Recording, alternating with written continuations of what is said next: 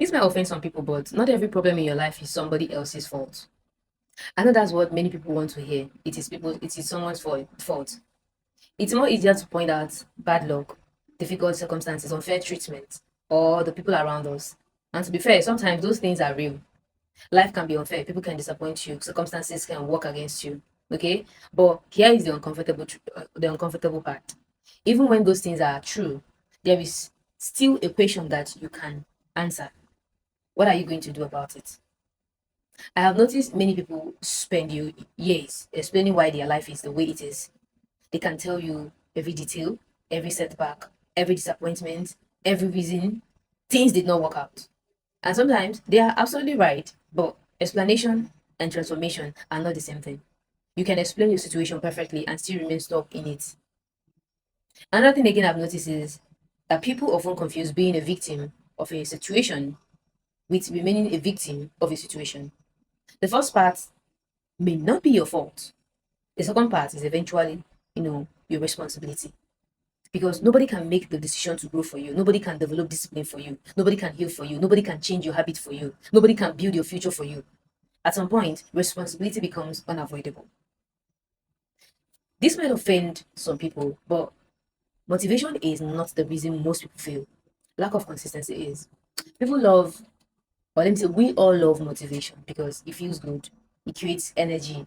It makes people feel unstoppable for a few days, though.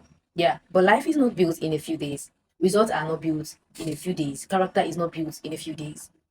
The people who change their lives are usually not the most motivated people. They are the people who keep going after motivation disappears. They keep going when it is boring. They keep going when nobody is watching. They keep going when progress feels slow. And that is what separates wishing from building.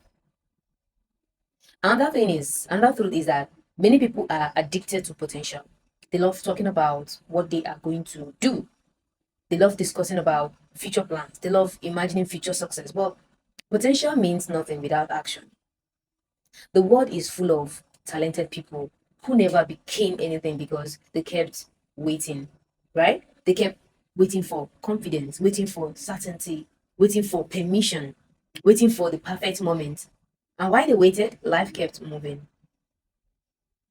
I have also realized that some people are more committed to protecting their excuses than improving their lives because excuses provide temporary comfort. They remove pressure, they remove accountability, they make failure easier to explain, but they also make growth impossible. You cannot improve a life that you are unwilling to examine honestly. You cannot solve a problem that you are constantly pretending does not exist. You cannot become a different person while defending the habits that keep you the same. This you might not really agree with me, but not everyone who disagrees with you is a hater. Not everyone who challenges you is attacking you. Not everyone who tells you the truth is trying to hurt you. Sometimes the people who care about you the most are the ones willing to say what others are afraid to say because real growth often begins with uncomfortable conversations, not comfortable ones. Life becomes much easier when you stop asking, whose fault is this?